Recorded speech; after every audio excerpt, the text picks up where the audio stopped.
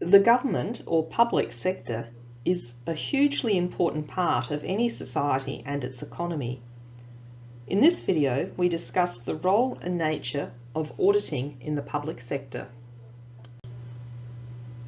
Auditing is an essential and integral element of government accountability.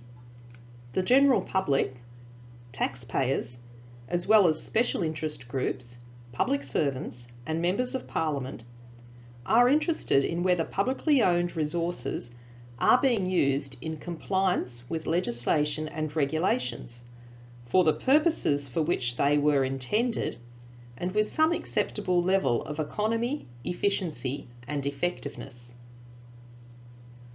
The requirements for public sector auditing are built into the operations of our system of parliamentary democracy. The scope of public sector audits is very broad. Audits are performed on all government departments, functions, agencies and activities, as well as other entities that receive or control government resources. There are three levels of government in Australia: local, state and federal, also referred to as the Commonwealth.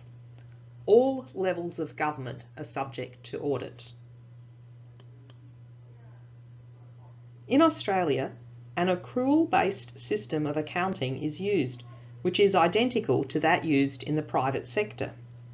As a result, government reporting follows the same AASB Australian accounting standards as companies do, and public sector audits must be conducted using exactly the same Australian auditing standards as companies.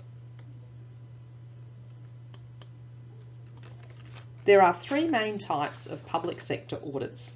These are, first, financial report audits of government entities, following the same procedures and principles we have learned in our audit process over the semester. Second is compliance audits.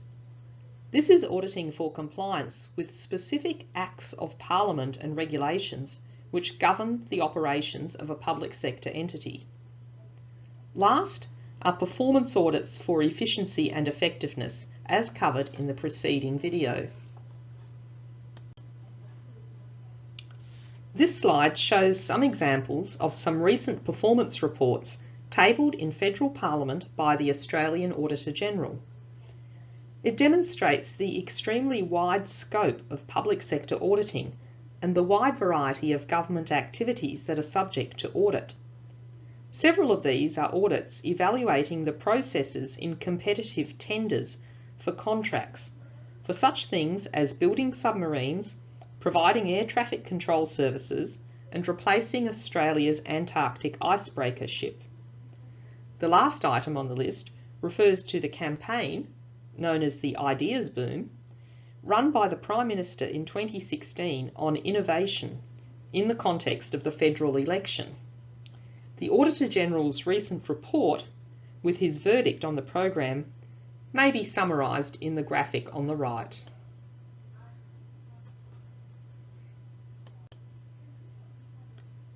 The structure of public sector audit is that every state has an Auditor-General, who also has responsibility for the audits of local governments within the state, and there is also a Commonwealth Auditor-General for the whole country. Auditors General have very strong protections to maintain their independence from political pressure.